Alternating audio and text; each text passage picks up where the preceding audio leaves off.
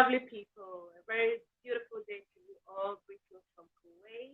I'm your lady Grace, and welcome to Africa in Britain. Before beginning the show, we'll take our theme song. You're welcome back to Africa in Retrospect. Today with me is my very special brother from Kenya, Erastus. Allow him to introduce himself. So, brother Erastus, can you hear me? I can receive you. I can receive you loudly and clear. I can receive you. I can receive you loudly and clear. Okay, welcome again to Africa in Retrospect, my brother. Thank you very much, my sister Grace. This is an opportunity for me to really. Thank you very much, my sister Grace. This is an opportunity for me really to express my deepest feelings about. About the continent that I love so much and the people that I really love. Yes, I know how much you love Africa. So, my brother, before beginning the show, I would like you to introduce yourself because many people may not know Erastus. Please tell the audience or our viewers who you are. Thank you again. My name's Erastus Masharia. I come from Kenya. I come from the Central Province, which is the highlands of the country, and which were the forefront for freedom fighting in my country when we confronted the British about land grabbing and killings of our people. So I come from the lineage of freedom fighters, and so this idea of a free Africa started with my forefathers, is in me, and it will continue into my children. Absolutely. You are a true freedom fighter in the modern time. So, my brother, we just go straight to our questions for today. Obviously, there's something wrong with Africa. Nobody has to open his mouth to say it because everything is clear for all of us to see. It is a fact that all African countries face a very common issue or common issues, if I may say, no matter the part of the continent we are coming from. So, what do you think we as Africans or Africa is doing wrong? Thank you again, my sister. Number one, the problem of Africa is both internal and external. So I'll try to touch a little bit on the internal part. Number one is the leadership. The kind of leadership that we have is what I can call the big man syndrome and the gatekeeper syndrome. Because you find that, to give an example, some countries in Africa, the presidents, they really don't have an idea of what they're doing in power. And we find that those people who have ideas are not in power. And those who have ideas have no, and those who are in power, they don't have any idea. Let me give you an example. A country like Uganda, Somalia, Cameroon, Central African Republic, Congo Brazzaville, Congo Kinshasa, Nigeria, Cameroon, and to put the icing on the cake, I can also include Kenya. So why am I saying this? Because you find that a country like Somalia has a very long line, like an offshore line for fishing and oil deposits. This country is rich in uranium, But you can see the country is a playing field for every Jack, Henry, and any other person who feels that he can turn Somalia into a playground. You look at a country like Uganda. Uganda is a country that can feed the entire continent of Africa because the whole country is arable.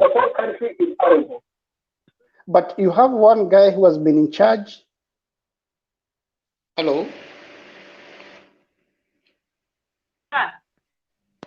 Keep on talking. Hello? Hello, I can hear you, bro. Please continue talking, yeah. You find like a country like Uganda, the whole country is arable. Another example is Zimbabwe. Zimbabwe was a country that could also feed the entire continent of Africa. So I'm just mentioning two countries that can feed the entire continent. But what are we seeing? We are not seeing serious leaders because how do you tell me somebody like Yoweri Museveni has been in power for the last 35 years and still there's no transformation? Yes, look at a country like Congo Brazzaville and Congo Kinshasa. Just the same country divided into two. And you find the leaders fighting one another. You have the ninjas and the cobras. So you really wonder, do we have human beings live there if we have ninjas and cobras? Okay, number two, let me touch on corruption. You know, we cannot afford the cost of corruption and economic mismanagement. But we can afford the cost of anything, which, you know, we have all the resources we need. Let me give you an example. Today, Ethiopia and Egypt are facing off, and these people might go to war. How many orphans will come out of that war? Mind you, this project that Egypt is protesting, that Grand Dam can only produce, I think, 6,000 megawatts of power. In Kenya, we have what we call the geothermal power. That's coming from the hot springs and glaciers. You know, just pressure from just clean energy. The capacity of this geothermal power is 30,000 megawatts. If Ethiopia could have decided to partner with Kenya and Egypt, we could partner. We could tap this energy, distribute it to Ethiopia, Somalia, parts of Kenya that were not connected, Uganda, South Sudan, and Tanzania. But just because this is a conflict project, and the people did not, and they were warned, like Ethiopia was warned a long time ago. They were told by one Kenyan minister for energy that project is not economically and politically viable. But they decided to go on and implement the project. Now we are facing a war situation. Number two, we have recently built a standard gauge railway from Mombasa to a place called Naivasha in Kenya. Now the cost of that project is so costly that Ethiopians are laughing at us. Because they use the same standard, the same materials. They build a railway from Addis up to Djibouti. Because, mind you, just to bear in mind that Ethiopia is a landlocked country. Yes. Now, they needed a railway line to move their goods from Addis to Djibouti. And remember, Djibouti was also part of Somalia, because Somalia was the only African country that was colonized by three colonial powers: Italy, France, and England. That's Somalia. Somalia was colonized by France, Italy, and British. So Wow. Djibouti was part of, Djibouti was under French. Then there was British Somaliland and Italian Somaliland, which came together to form the Greater Somalia after independence. Okay. Now the same railway line, Tanzania is building with their own financial resources. The money they got from these mining companies that had evaded tax for years. So they forced them to pay. Hello? Hello. You can hear Please me? go on. I can hear you. Yeah. So Yes, very loud. the current government of Tanzania forced the mining companies in Tanzania to pay off the taxes that they have been evading for years. So this is one of the true leadership that we need in Africa. But now somebody like President John Pombe Magufuli is being fought by the international communities because he's standing for his people.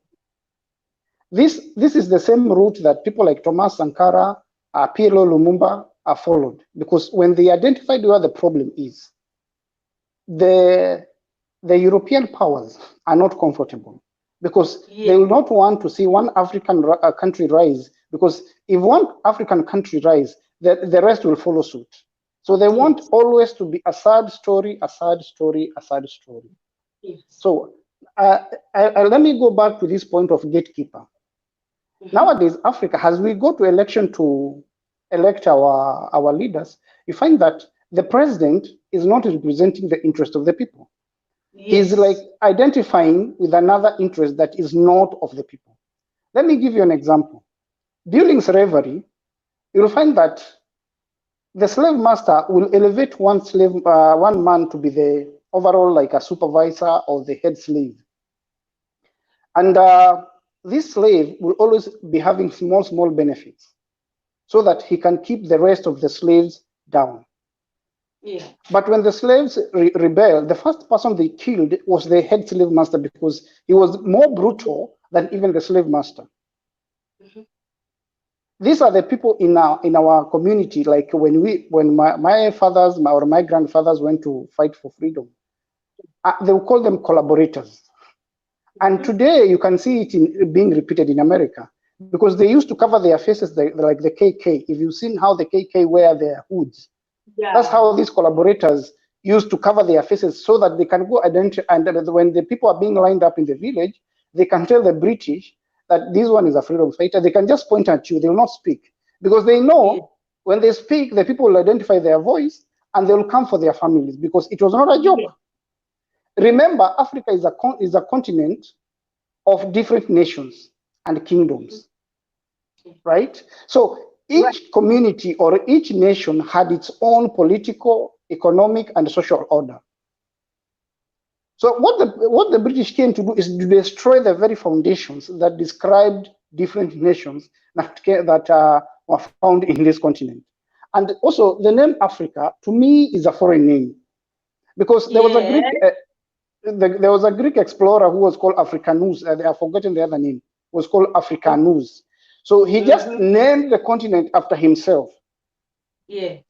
Because you cannot tell me the Akan people did not see, they did not recognize where they were. And if you ask the Akan people, they'll tell you, this is our father's land.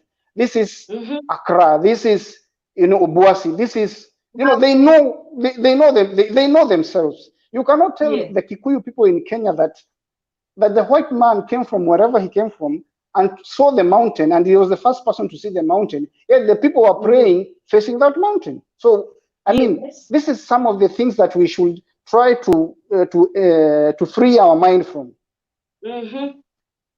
Now, to my point number 3, I'll talk of tribalism and nepotism. This is another problem, like in my country, it's so rife. We have, you know, like if I was to describe my country, I'll describe my country as a state of 45 nations. But now when we are, a state of, even Ghana is a state of the number of nations that make up Ghana. Yeah, we used to be 10. We used to be 10 regions. But no, I'm not talking. Yeah, of different tribes and clans. No, my sister, there's one thing you shall understand. We are not tribes, we are nations. Because tribes are the nation of Israel has 12 tribes within that nation. Understand me?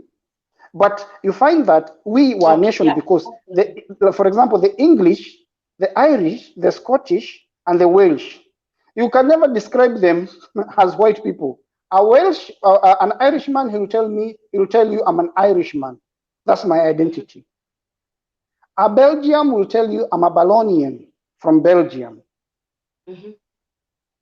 A Swede will tell you, he will not tell you I'm a white person. He will tell you, I'm a Swede, I'm a Norwegian, I'm a Finnish. It's the same thing.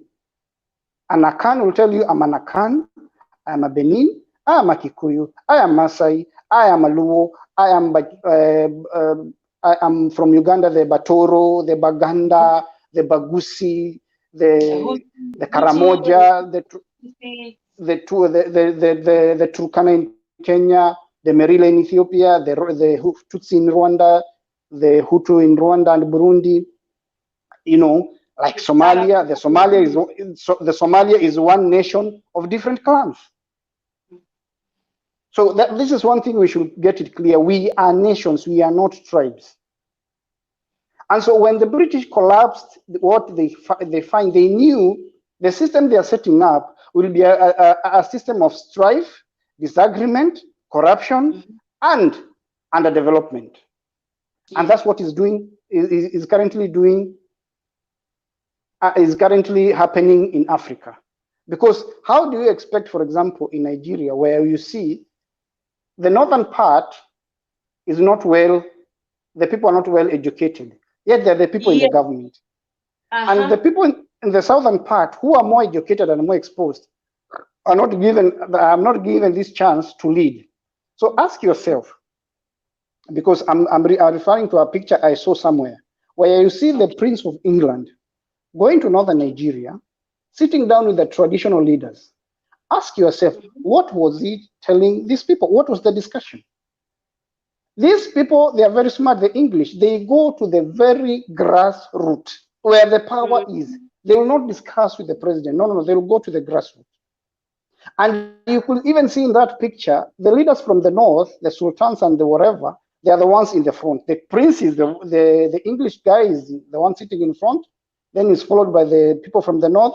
And the people that hold Nigeria are sitting at the back. Where food and wealth of the country comes from. They're the ones who have been relegated to the back. So what was he discussing? After that, we saw something called the Ruga Project. This is a conflict thing. This is will put Nigeria in perennial and constant conflict with fellow Nigerians. And this is what the British want. It's the same thing. In Kenya today, I pray when we go for elections, we are going now to bring down this system that we have and elect a people-centered government. Now, the British know this already. And now they're also preparing their own candidate. As the people we are preparing our own candidate, they are preparing their own candidate because they know once we break loose from this news, we are done with them, especially we Kenyans, because of the political freedom and we have the expanded political space. And even in this space, it came at a cost. So what I want to urge, like you, Ghanaians, Zambians, and other countries that find themselves in very compromising situation, is that there is a cost to pay for a certain freedom. For us in Kenya, it did not come easy. When we talk of this second liberation, you find that the riots will find us in school. People are really in the 90s, 91, 92, 93, 94. Those were the very active years in Kenyan politics. There was a lot of mayhem. There was a lot of riots. There was a lot of killings. Whatever now is going on in Nigeria, Uganda, mention them. But in Kenya, we went that through in the 90s. And every person who was in Kenya in the 90s know it very well. So this expanded space that even the Chinese wanted to bribe our government so that they can shut the media down or shut us down. It not came to pass through, and they were told that in Kenya you cannot do that. Okay, let me go to another point, to the external factors. Now, I've talked of the political power games, the Western and the Eastern powers. Now, this is where you find that a good example, let me just not take much time. We have a situation of Rwanda and Uganda. There's strife there. Remember, Rwanda was a French colony. Yes. And after the genocide, Rwanda is rising, and is rising very well. It's becoming a model next to Uganda, which has had all the potential, but nothing has been going on. Rwanda is challenging the entire Eastern Bloc, East African Bloc. Now, remember the president of Rwanda, Paul Kagame, was the military advisor to President Museveni when they were in the bush fighting Idi Amin Dada. Okay. And now, when these people, because Rwanda has always had this strife, the Tutsi and the Hutu, they've been fighting for years, but everything has been kept down because the Hutu, the Tutsi were they were the minority, but they were the most educated. Now, the Hutu used to call them cockroaches, and they wanted to finish them from, so that the area they occupy, the French farmers can come in and take that piece of land, which is so arable and so green.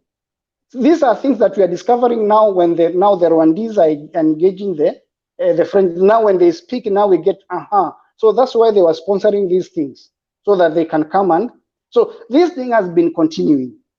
We thought that, and let me tell you, my sister, when we go to sleep, the enemy goes to work. Yes. That's when he's going to plan, like this coronavirus and what. These are things that have a human hand. Don't let nobody fool you. Coronavirus, Ebola, and AIDS. Like AIDS that has been proven. These things have a human hand. Yes. Right? So you look at Rwanda and Uganda, the strife, which the France is trying to back Uganda to overthrow the government of Kagame. Right? Yes. Let's go to Egypt and Ethiopia. You've talked about the God. And who is behind this strife? Israel. Israel is trying to back Ethiopia to create a political, a war situation. Then Israel will come and support Ethiopia to fight Egypt, so that it seemed like an African conflict. Yeah. You understand me? Then we have Kenya and Somalia. In one time, now as we speak, imagine when, after the fall of the government of Siad Barre, most Somalis, they came to Kenya. They established businesses. First of all, they were in the refugees camp, then they were given the access to establish businesses. They came into the capital city. There's a place called Isli. You go there, you are told this is the capital of Somalia. In fact, the number of Somalis in Kenya is more than the number of Somalis in Somalia. Really? Wow. Yes. Wow. Yes. Because now I'm talking of maybe the third generation. These are people who came in the 90s after the fall of Siad Barre. Yes, there are those who went to Europe, but even if they're deported from Europe, they come back to Kenya. In fact, they don't go to Somalia. Because the kind of freedom they experience in Europe is the same freedom they experience in Kenya. In their country, they don't have such freedoms. Now, the same Somalia, the very president of Somalia, Mohamed Farmajo, took Kenya to the International Criminal Court that we are encroaching on their border, the border that we Kenyans did not draw, them the Somalis did not draw. None of us drew the border, but you are taking us to an International Criminal Court that does not serve our interest. Just because some offshore oil has been discovered, now you want to take it, and you're not taking it for the Somalis people to process the oil. You're taking it on behalf of Turkey. you're taking it on behalf of Norway, you're taking it on behalf of other powers. So you're fighting. You know, You understand me? my brother, sorry for interrupting you, but we Yes. know that Dr. Kwame Nkrumah, the late Prime Minister of Ghana, prophesied. I would say he prophesied because he foresaw everything. You know, when he said at the founding fathers meeting during the African Union, the founding of the African Union, that Africans must unite, Black people must unite. He practically pleaded with the 31 African nations that were present at the Addis Ababa meeting in 1963, that we must unite now or perish.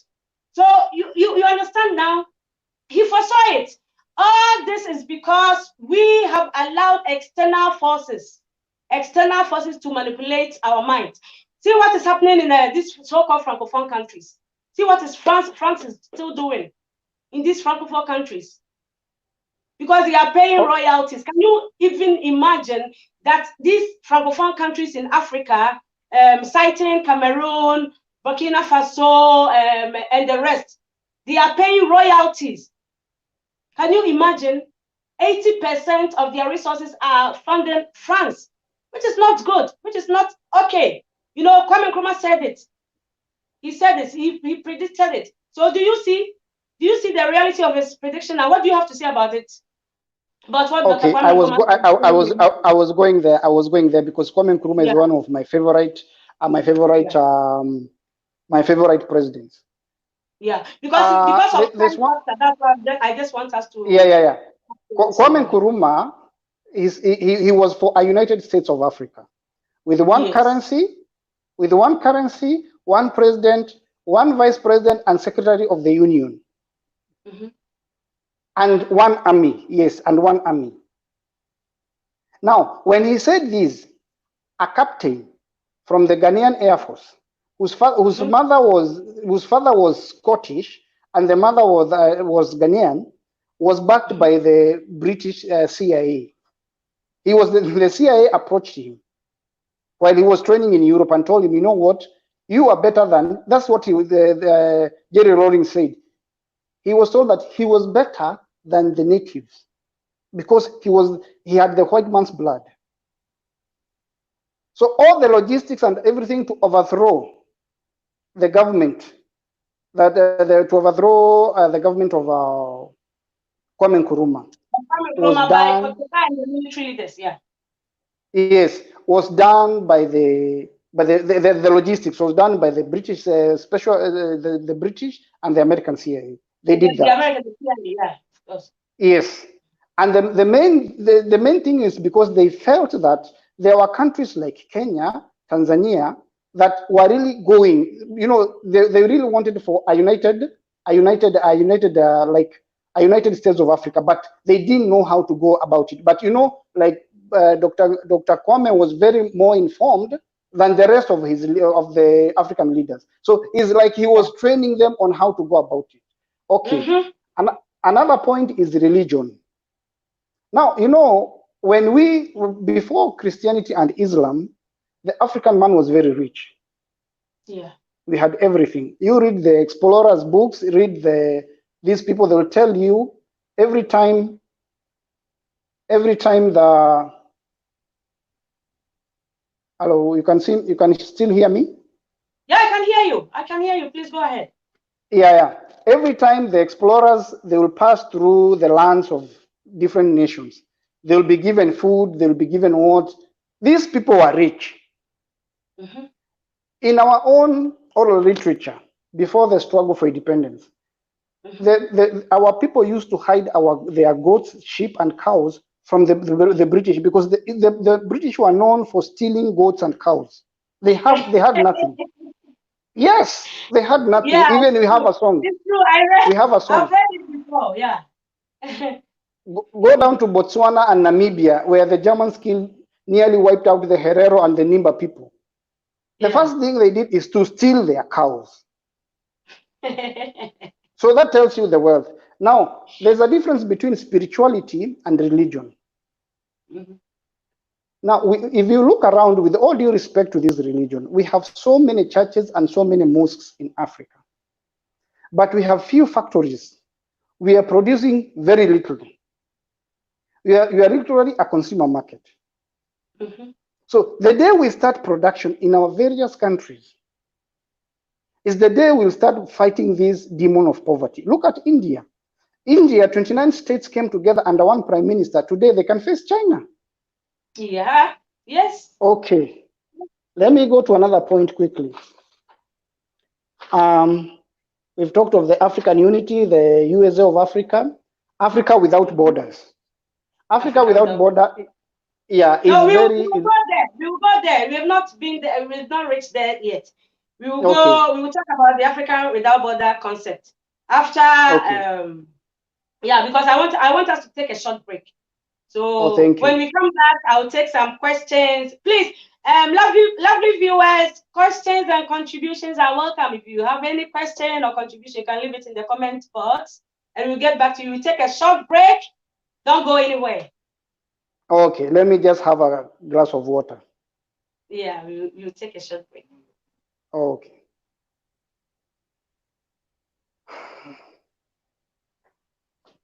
Among the delegates, Tom Mboya, the 28-year-old trade union leader from Kenya, son of an illiterate fisherman, graduate of Ruskin College, Oxford, and chairman of the conference. Mr. Kojo Botsio, Ghanaian Minister of External Affairs. Dr. Cartwright, an observer from America. And the German ambassador. In Black Africa, the Germans are not regarded as imperialists. And last of all, the hero of the nation, the man whose birthday is a public holiday and whose face appears on the country's stamps and coins, Kwame Nkrumah, Prime Minister of Ghana. The rash of slogans everywhere had put the delegates in a receptive mood for the fighting speech which Mr. Nkrumah had prepared. There were cries of freedom as he entered the hall.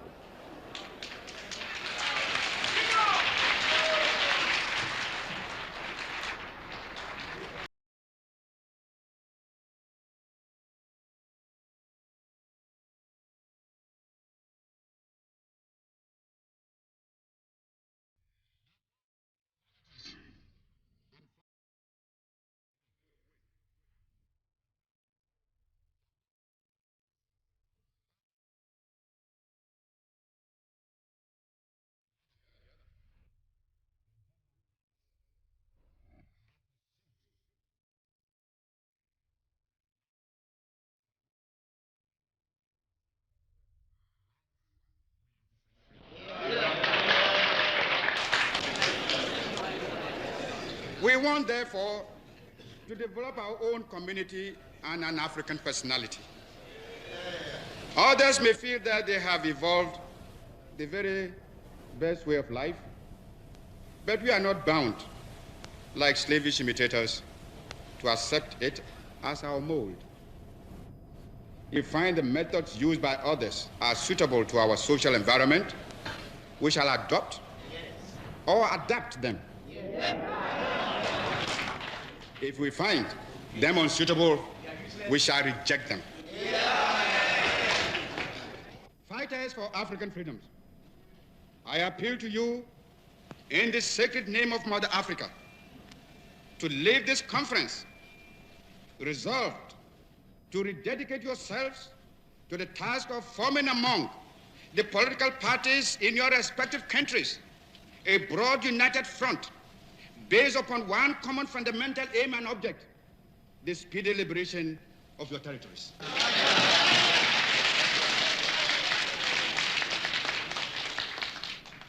Don't let us also forget that colonialism and imperialism may come to us yet in a different guise, not necessarily from Europe. We must alert ourselves to be able to recognize this when it rears its head and prepare ourselves to fight against it. This mid-20th century is Africa's. This decade is the decade of African independence. Forward then to independence now. Tomorrow, the United States of Africa. Already, Dr. Nkrumah has taken the first step towards his ambition. Ghana and the former French colony of Guinea are to form a federation. Next on the list could be Nigeria, due for... Oh, welcome back, my lovely people, to Africa in Retrospect. You heard it all. Kwame Nkrumah always advocated for a United States of Africa, a united Africa.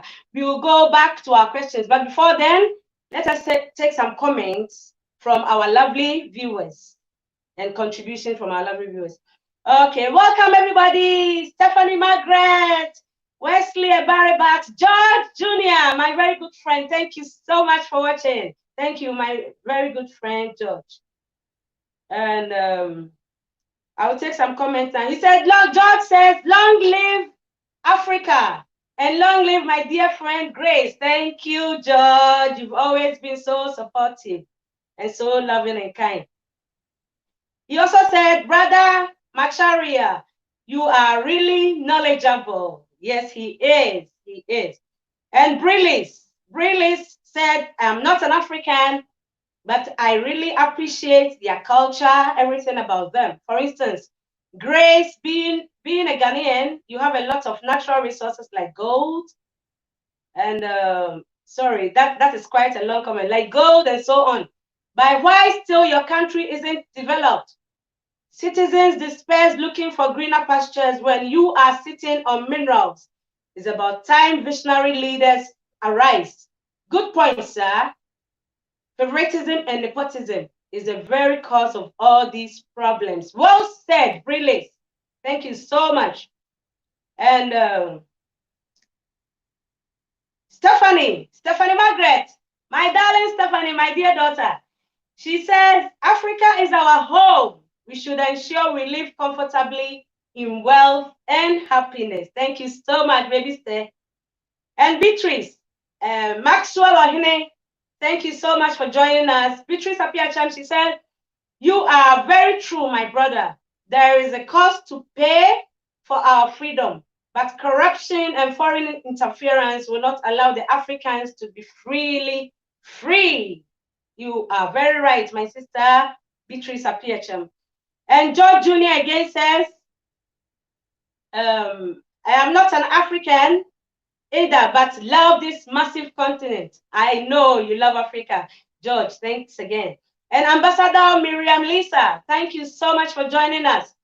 Stephanie Margaret again, he said, even when a leader is being given the mandate, all they do about is taking proper care of their very own family members. That is, most of them take their nephews, nieces, grandchildren, and so on, to school abroad at the very expensive places and ensure they waste money while the very people who voted them into power sleep in streets.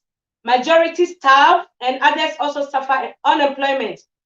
Our human and natural resources are still under exploitation due to this. Very, very bad. Wow. Stephanie, you amaze me. Thank you. Thank you for joining us, Sister Hayat Jamel. And Yamisha Forsen, thank you. You said, oh, really? Yeah, my sister, that's what is happening.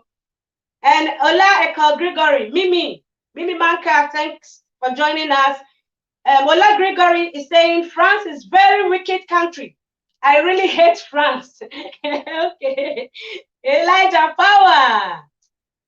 And Scooby Dawn, he said, hello, Miss Grace, how are you doing? Thanks for sharing. I'm very excited to join you guys. Thumbs up. Thanks, Scooby. Thanks very much. And Beatrice Apiacham again says, Africans are blessed with so many natural resources like gold, oil, etc.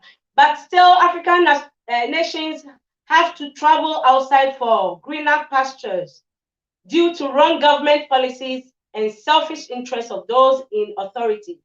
Yeah. He said, really, the British were stealing goats. Yeah, Beatrice, I also laughed out loud when my brother said the British were stealing goats. Yeah. But with them, anything is possible. I'm not surprised. And Ecole Gregory says, African leaders are so greedy in corruption. Corruption in every country. But in Africa, they do their own corruption with greediness.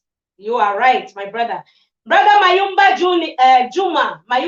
Juma. Thank you, brother, for joining us. And Scooby again, he said, blacks I know from my area of residence are very hardworking. They believe in the best and are very willing to achieve the best all the time. On a more serious note, Miss Grace, Africa is a very blessed continent. You have everything. You are wise, brave, and hardworking. You don't deserve to suffer. Why racism is being practiced too much is because most of us whites think you are still our slaves, which is very wrong. Thank you. I find few white men who think like you, Scooby. Thank you. And thanks so much for your contribution. Ola Michael Gregory again. He said, of course, we are working together, sir, but our leaders are so greedy in every aspect of governance. Beatrice says, Africans cannot unite as long as we are still fighting ourselves. We see each other as enemies. So the real enemy hides behind our enmity to fight us behind the scenes. You are absolutely right, Sister Beatrice. George Jr. said, hooray, hooray, Grace is back. Thank you, George. Thank you very much. Ola Gregory again said, exactly. Look at what is happening in Cameroon. How can there be unity? You know, what is happening in Cameroon is so sad. Whenever I hear from family, you know, I just break down in tears. Because how can one man decide to rule for 35 years? No development, nothing. He has brought the country to a standstill and he refuses to go. You know, sometimes we even discuss, we don't know if he has a clone or he has been cloned or whatever they call it. Because he refuses to go, he refuses to die. And Eko Gregory, he said, exactly. Look at what is happening in Cameroon. How can there be unity? Yeah. Mimi said, I like your outfit, ma. Thank you, Mimi. Okay. I think it's time we go back to our questions. So, my brother, based on the video we just watched about Kwame Nkrumah, Dr. Kwame Nkrumah's speech, he mentioned a lot about having a United States of Africa. So why do you think it seems so impossible for Africans to unite? Okay. If you look at the body language of Kwame Nkrumah, even in that meeting, yes, you can see he was serious, and because of the vision he had, he knew what was coming if we people fail to unite. So if we unite, we'll be on a safer zone. But if we don't unite, he knew what was coming forth. And in my language, you say, when a wise person dies, and he had left some words or some wishes that ought to be accomplished, but they were not accomplished, that person has not died. His spirit is just hovering around, and he will die the day you people do what he wished. Yes. Right? Now, Kwame Nkrumah, yes, physically he's dead, but the spirit is still hovering. He's still reminding us, remember, I told you unite. I told you unite. I told you unite. So, because, number one, there's no way, let's say, for example, a president that has been put in power by a foreign power. Number one, he will be loyal to that power that put him in office, not to the people that he's supposed to manage. Remember the story of the head slave. So he's just a head slave of the majority slaves. But now the only difference is that you're not shackled in chain to the wall, you're not being whipped, but you are whipped economically. Your brains have been shackled. Have been shackled to believe in a certain ideology. You understand me? For example, when I was talking about religion, there are those churches you go, with all due respect to the church, you find every image on the wall is of a white person, a white Jesus. White angels. And white angels.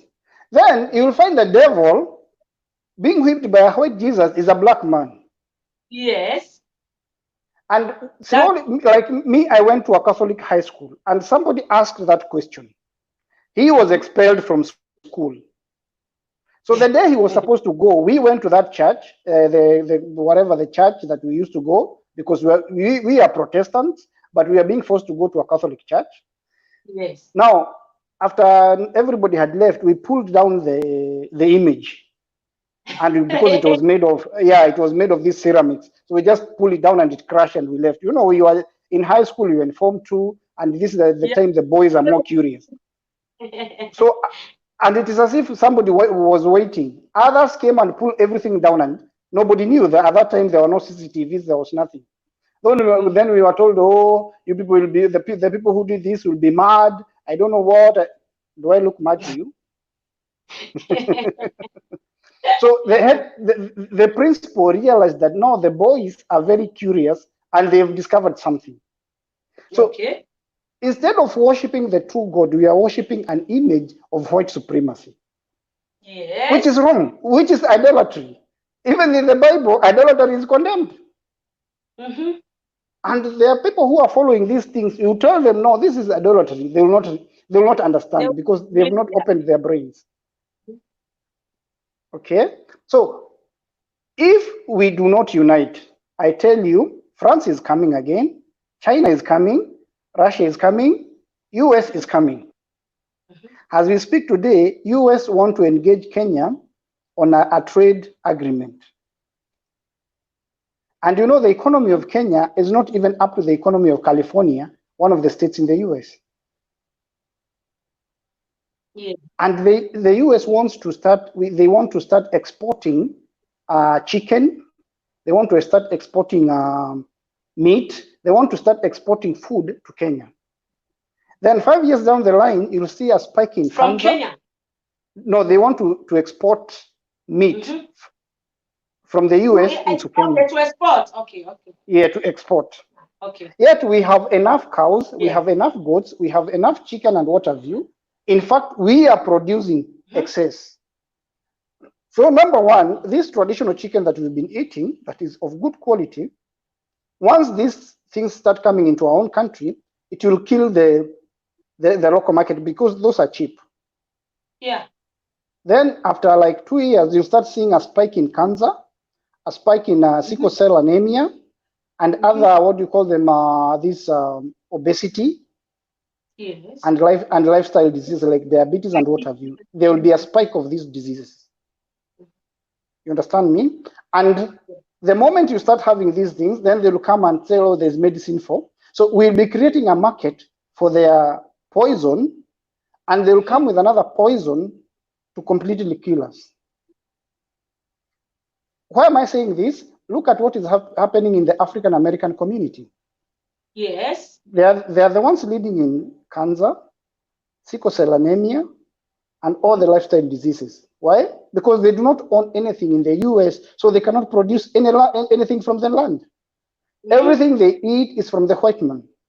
And when your enemy feeds you, he decides what amount, when your enemy is feeding you, he'll decide the amount of poison that is going to put in the food.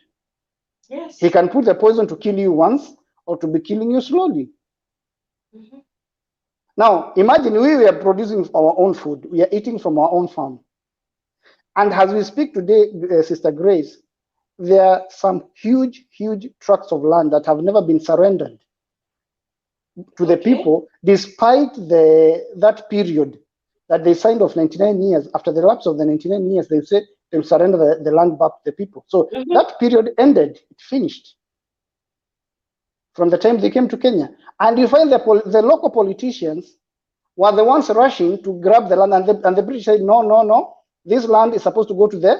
So they are still holding the land until we agree.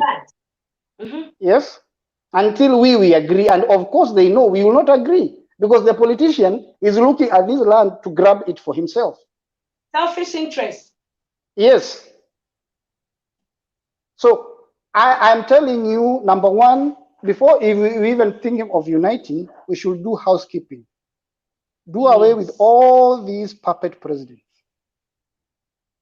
Then once we are done with housekeeping in Kenya and in every state, then we can start talking about unity. But what we should be ready to do is to pay a price for that, so that our children do not inherit poverty from us. I'm sure you've seen what happens here to the people who look like us, especially those who work those kadama jobs. You know what is happening to them. You know, You know, there's a lot of things that is going on. You'll never want your child to experience that. So as much as you're working hard, you should also work hard on another way so that even the home where you come from is more comfortable than coming abroad to do that, to look for whatever we are doing. You understand me? So that's why I'm telling you, unless we listen to the spirit of Komen Kuruma, still we are in deep trouble. Yes. So I think I can go to the next point. Yeah. Now we will discuss about many Africanists believe that Africa can stand on its own 2 feet. Only if all have 54 members, or should I say 55? I think 55 members, because South Sudan has also joined.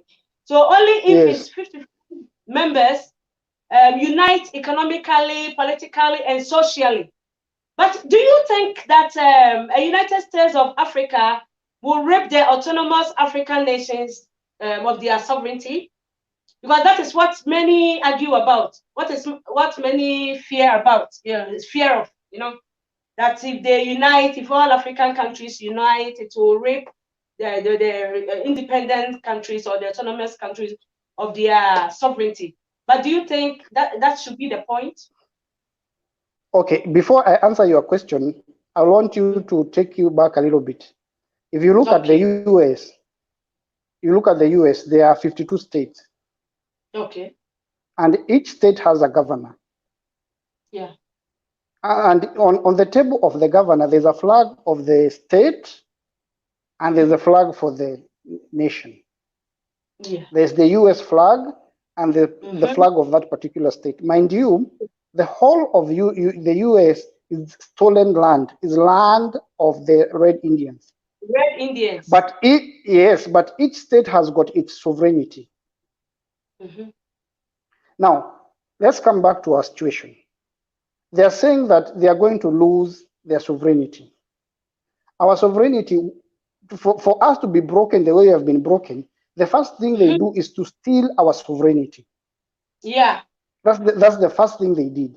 So when we are uniting, we are reclaiming back what was stolen from us, our sovereignty. Are we communicating? Yes, we are communicating. Because if you look an example, oh, thank you.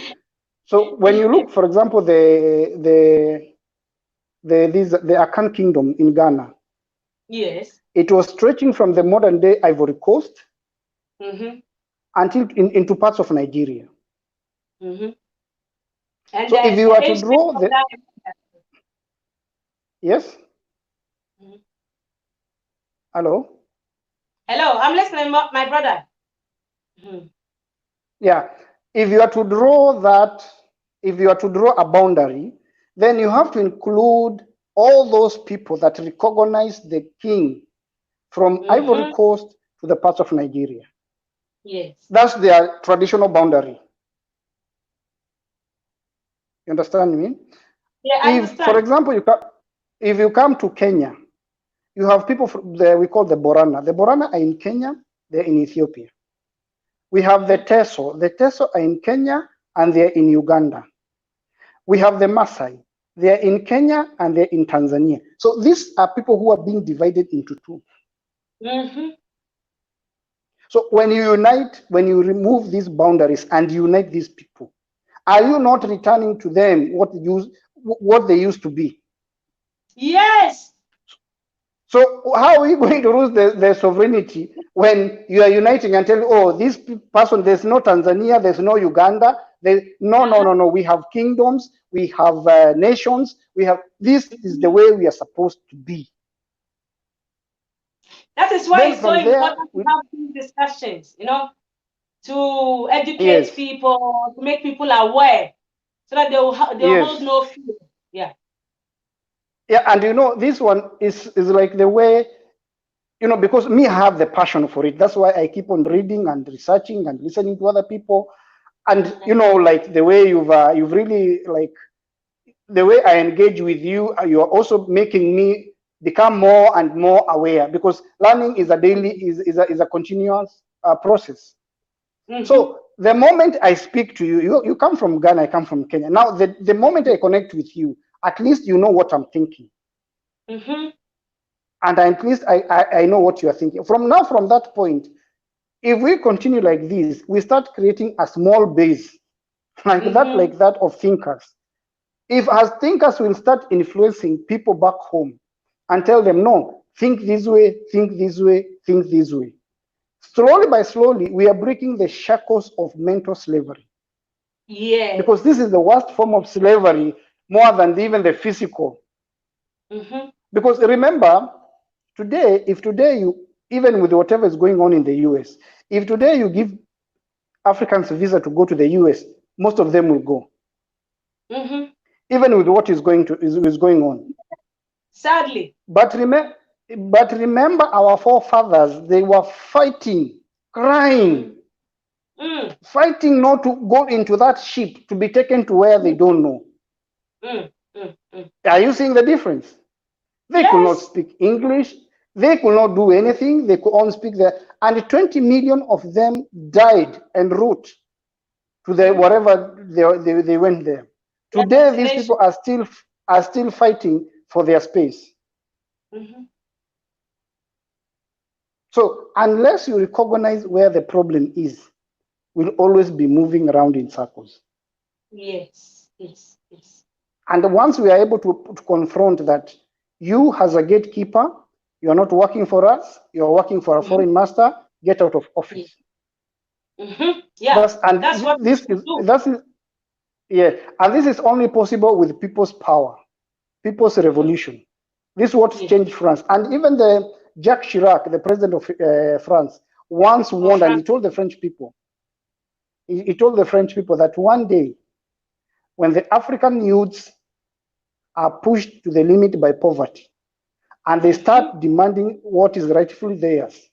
I'm just trying to get it in small bits because it was a long statement. He said the young Africans, the day they wake up and realize that these presidents are not working for them, they are working for us. When they pull down this government, France will be the first economy to collapse. Yeah, today, as we speak, they'll become third world country. Yes, as we speak. Because they are trying on the resources of Africa. Yeah, because if you look, how do you even develop your country when you don't even have your own central bank?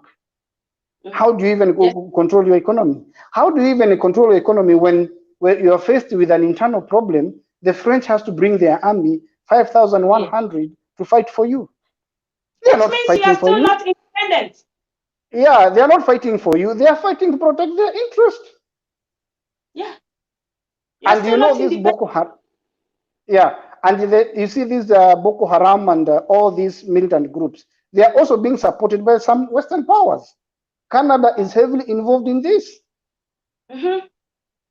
Yeah, and you find that, ask yourself, where do they get the money to buy the land cruisers, the modern machinery? Where do they get the training? Yeah, some of the Boko Haram were trained in Somalia. Who gave them the logistics to move from Nigeria to come land in Kenya, take another flight in Somalia, or go by road to Somalia? Others were going through Tanzania. Others were going through Ethiopia to go to a training camp in Somalia. They were trained there, then they went back. Do these people have intelligence? Do they know? Kenya was warning them that we see people, because there are some who are captured. They could not speak Swahili. They could not speak English. So they were captured. So we wanted to know who are these people. So they were established that they were Nigerians from the north. When again the ambassador of Nigeria was called, he said, no, these people are not from Nigeria. They are from Mali. So what are they going to do in Somalia? Because, I mean, Somalia at that time, there's a lot of conflict and a lot of war. So that's when one of the Somali intelligence guys told us, these are the people who are going to be trained by the Al-Shabaab. Who are supporting the Al-Shabaab? Iran. Why the Al-Shabaab is being supported by Iran? Because Iran wants to discipline the Americans, because there's a lot of American interest in Kenya. So they will hit those businesses that are owned by America and Israelis. in Kenya. In the process, back at each other using Africa, right? yeah, and in the process, it's we people who are suffering. Okay. It's so sad. So sad. Yeah, it's so sad. And these are the things that we should be telling our children, that even, okay, for time I'll not go into that area, but me, I have a son. And the day when he comes to marry, I will insist, you marry a woman who looks like you. Yes. A dark skinned, I'm not racist, but a dark skinned woman. It doesn't matter from where, but as long as she's African, that's what I want to see in my house. Whether you're going to get a wife from Ghana or from Senegal or from South Africa, as long as she's African. No problem. As long as the wife looks like you. Yes. Okay. My brother. Because I know yes. I will not interrupt you. I would like us to take a short break. We will play a song by Bob Marley on African Unity, just so that you can take some water. Okay.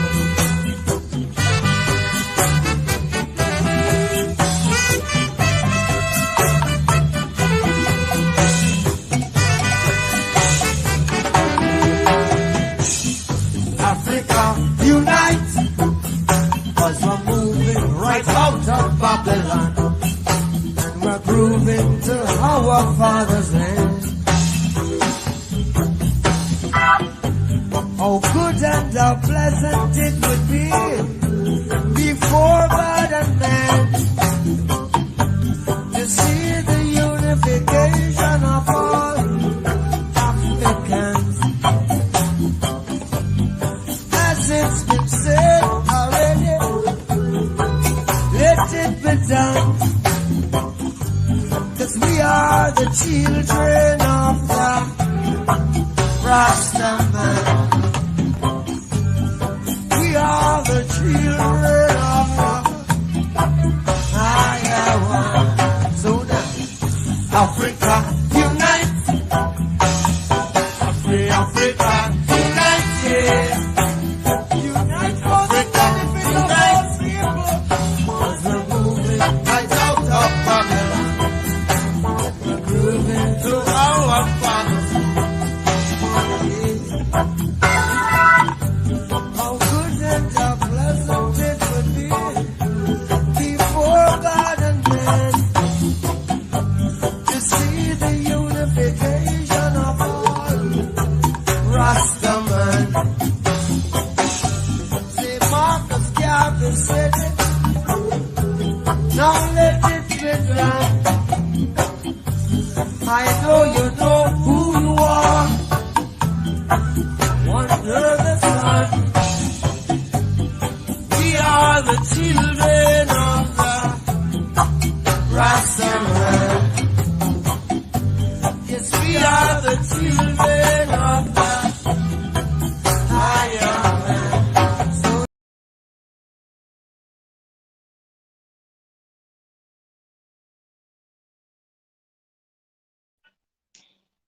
okay, welcome back, lovely people, to Africa in Retrospect. Today we are discussing all about African unity. So don't forget to leave your comment in the box and we will get back to you. Okay, I'll take more comments before we proceed, brother. Just give me a few minutes to read some of our comments. Scooby Don again, he said, I'm here. Okay, Scoob. And Stephanie said, yes, my darling mommy, thank you. Beatrice says, that's true, may God help Africans. Eric Dixon said, I'm late, Grace. Okay, you're welcome, Dixon. Eric. Elijah says, our president, or the president of Ghana said in his campaign that we are having great resources, but are suffering. But I've really not seen much of him since he came to power. He's instead taking loans, and I don't even know what he's doing with them. It's a shame for our continent. But Elijah, sorry, yesterday I heard our airport, Kotoka International Airport, is being sold, or has been already sold to a Turkish consortium or whatever. I could not believe the story, but I followed up and I realized that it's true. It's very true. And Beatrice says, Because we are not proud of ourselves, so the white man will always dictate to us, since we don't know our left from right.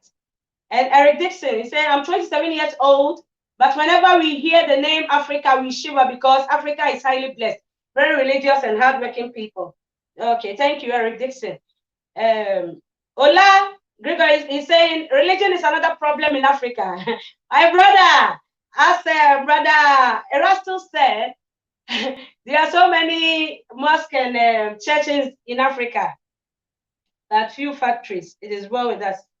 And Eric Dixon said, I have my own gym in Lindenwood, New Jersey, and I do have a lot of black friends over here. One thing that makes me so excited about them is that they are very hardworking, always willing to achieve the best, no matter what. Okay, thank you. Thank you so much, Eric. Eric Dixon, thanks for your contribution. And Sister Nyamicha Forse, my sister, she says, Africa can only stand the day we decide to manage our own affairs and stop depending on the West. You are absolutely right, Sister Nyamicha. Elijah again said, you are correct, sir. Why won't I be proud if I am the source of life to someone? I will be proud. Thank you, Elijah. Beatrice, she said, Africans are very hardworking and all our natural resources. A united Africa will be a strong continent in the world. I think the earlier we start loving each other, the better for all of us. You are right. Love is everything. Unity, in unity we stand. In division, we fall forever. Sister Moji, thank you for joining us. And George Jr., he says, Africa has lagged behind other continents and regions due to challenges in human development. Ordinarily, most African countries have adopted unsustainable economic policies and human development approaches. These policies do not reflect liberal ideas as it is defined by the dependency theory. Thank you, George. George is from India. Thank you, my good Indian friend. And George again, he says, terrorism, conflict resolution, border closures, and immigration, among other issues, expected to continue to dominate Africa. Africa made progress in a number of fields in 2019, including holding peaceful elections in many parts of the continent and increased economic growth. Yes, thank you, George. And Ola Gregory again, he said, I doubt that can ever happen. Our leaders are shallow in thinking and they are so greedy. They are so greedy. Change may come, but it will take a long time. Yeah, Elijah, I know change may take a long time to happen, but we should start now. We start now by voting them out, by uniting, by promoting unity, education, and loving each other. I believe that things will change. My brother, Nanaba Protocols, thank you for joining us. And brother Olajedo Mabiodun, that's Brother Bill. Thank you also for joining us. George again says, Africa is rich in natural as well as human resources, which are the basis for prosperity of a given nation. Despite its potential, the continent is still underdeveloped. Different scholars have tried to analyze the root causes of underdevelopment in Africa in different places. George, Africa lacks development because we are not allowed. I will not solely blame our leaders. I know that the West is also preventing us because Africa is rich. Everyone is reaping from Africa. You know, the people are suffering while they are milking us dry. See all the resources, with the natural resources we have. We have gold, bauxite, diamond, everything, uranium, cocoa. Can you imagine that a country producing cocoa cannot even give free gifts of chocolate to its people? It's so sad, you know. We are not allowed to even determine the prices of our products that we sell in the international market. It's so sad. And our some of our greedy and stupid African leaders have become puppets of the West. So what do you expect? You know. Thank you so much for your various contributions, George, Paul Senior. I think we will display the rest of the contributions. We have a lot of contributions today so that we can continue discussing. Brother Ambrose Minka, my dear brother, thank you for joining us. Thank you so much for joining us. Okay, we'll continue with our next question. So, brother, do you believe that Africa can be truly free from Western influence and dictatorship as long as our leaders continue to bow to their wishes, as I just said? You think Africa will be free? You know, our freedom will make other people worship us. Yes.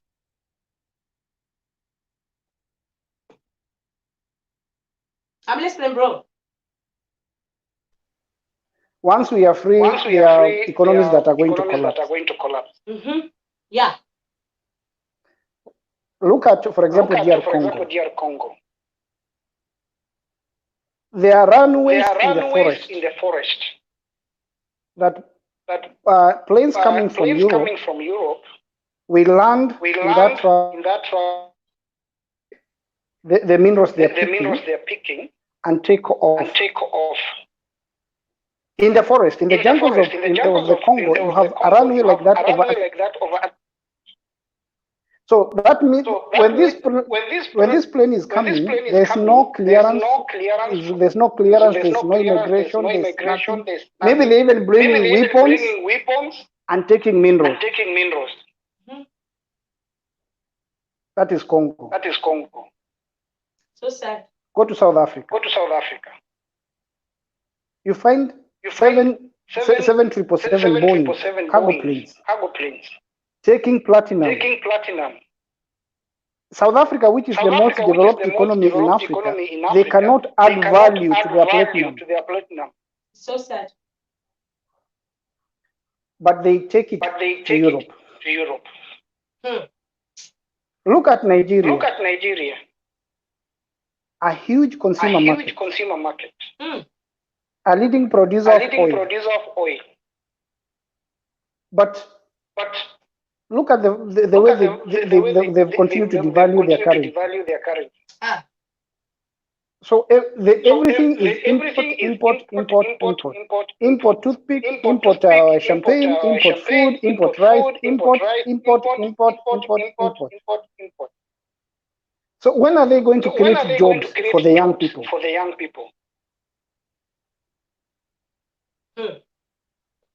Oh Lord. Now this is the cost of our freedom. And let me tell you, my sister, there are two ways of dying. You can die in bed out of fear, but you can also die in the front line, fighting for your dignity. Yes. But in all cases, you will die. Dying in bed out of fear of the organs of state and the security parameters. Hello? Hey, bro, go on.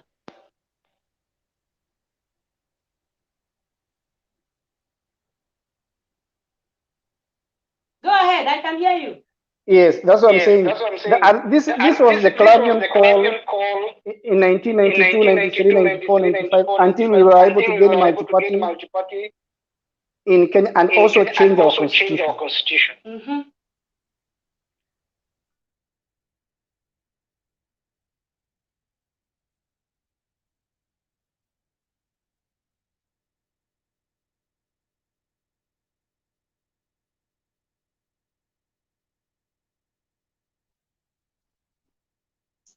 Bro, unmute. You've muted your mic. Sorry. Yeah. Oh, sorry. Because there's an echo. So me, I thought it was my mic. No, it's okay. You can go. Okay. So that's why I'm telling you. Mm-hmm. For example, you look at the political freedom, political space in Kenya. You cannot compare it in Uganda, Rwanda, Burundi, and Tanzania. Just our neighbors. Okay. And then they want to be like us. Mm-hmm. So that means they are like 25 years behind us politically. Yes. So now they have to play catch up. Because like now in Kenya, the president cannot afford to be a dictator. He will be told off, even by a street vendor. So these are the challenges, because we find that a country like Rwanda, which is doing very well, but the people cannot even speak. They fear their president. They literally shrink. Yeah. So I was told. Museveni is another one. The people hate him. Even the Ugandans here in Kuwait, you mention that name, they can even fight you or even like vomit. They just hate that person. Okay. Because of the things he's doing. Yeah. Now, for us to be free, we have to fight for that freedom. This one, there's no negotiation about it. And so that's what I'm saying. Africa can be truly free if we are willing to pay the price. And what do we do about our leaders? Our leaders who are still bowing to the wishes of the West. You know, recently a lot has happened. Yeah, we see a lot happening regarding our leaders. It's like they've sold their conscience, or I cannot even understand. Because due to some decisions that they make, it's obvious that they are just obeying the wishes of some superpower. You know. And that's what I'm telling you, my dear. There's what we call a popular front. When you are pushed, you and you are taken to the wall, the only thing you can do is bounce back. Yes.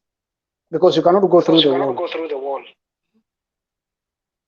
So the only thing Africans we can do is to, like, I'm sure, like in Uganda, it's going to happen.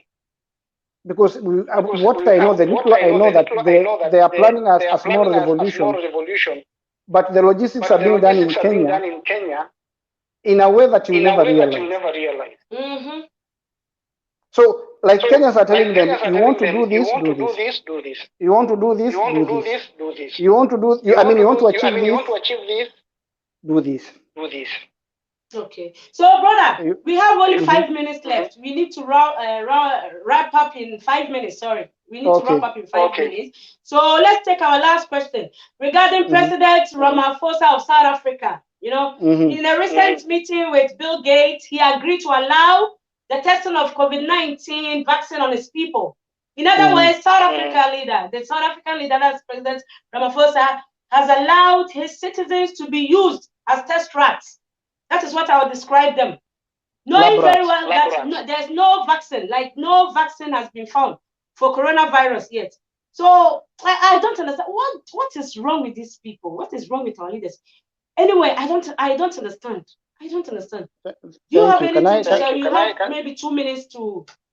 Yes, I'll do it in 1 minute. Now, there are people called, there was somebody in ANC called Walter Sisulu, Steve Biko, Albert Luthuli, Mama Madikizela Mandela.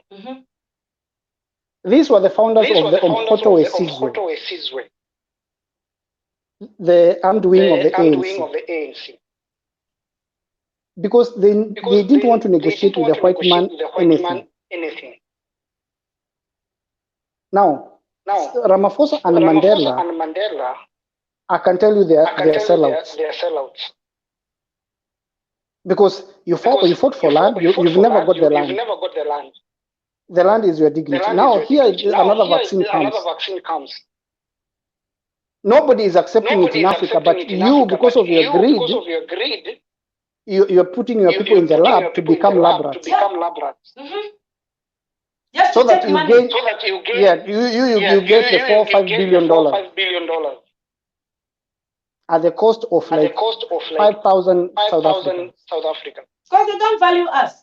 They don't value our lives. Even and you see, it tells you the mentality of your leader. Yes. See the Ivorians. When those two French doctors said that this vaccine should be tested in Ivory Coast, in Africa, they brought down all those structures that have been set up for them to be tested with this vaccine. That was the right thing to do. Yes, in Kenya they tried. The gospel went throughout within one day that we are not going to take this vaccine. So Ramaphosa to me is a sellout. He's a sellout. What do you expect from a sellout? Sellout. Yeah, he's a sellout. Thank you so much. Thank you so much, brother. Thank you very much. Thank you very much. Yeah, thank you so much for your lovely contribution today, for having you here. I know you are a very busy person. For making time to join us today. I am so grateful. I made all the technical issues. You were patient. Thank you so much. Okay. Thank you. And if you have any greetings to family or advice, final advice, you have 1 minute. Please, you can go ahead. Okay, thank you very much, Sister Grace. This is a very golden opportunity. At least you've given me a platform to express my ideas and my feelings. I would like to pass my greetings to all Africans in Kuwait. Okay. Please, when we come to chat when the chat resumes, even after worshiping, can we sit down and have like an open forum? Maybe outside the church, just to discuss our challenges, so that we open up to one another. Because none of us is better than the other in this land. We are all equal. And we face the same challenges. Yes. Thank you very much, and God bless you. Thank you so much. Thank you. You're welcome. Lovely people, it was good having you all here with us today. Brother Paul Senior, he said, Africa lack good visionary leaders, and everyone gets power or position. They think about their families only. You are right. Asofo, thank you so much. Thank you. And Florence says, Africa is very rich, but its indigenous prefer to stay outside because of lack of development, of which, if not some, all of the resources used by the superpowers are from Africa. Our ignorant leaders keep our ignorant leaders. Hey, Flo, your comment is quite long. Okay, anyway, I will cut it short. Please display it for us. Thank you. And Eric Destin, Stephanie, and all my lovely people. It was nice having you all. Thank you for sticking by. God bless you. Make a date with us again next week for another interesting episode. And the name again is Grace, and the channel is Full Time Boss TV. You can follow us on Instagram, on Facebook here, and subscribe to our YouTube channel and Twitter as well. Thank you so much. Please, if you love this video, don't forget to share so that your brother or your sister can get enough information about Africa and Africa unity. God bless you. So we've come to the end of today's show. God bless you. Have a nice evening. Bye-bye. Solo.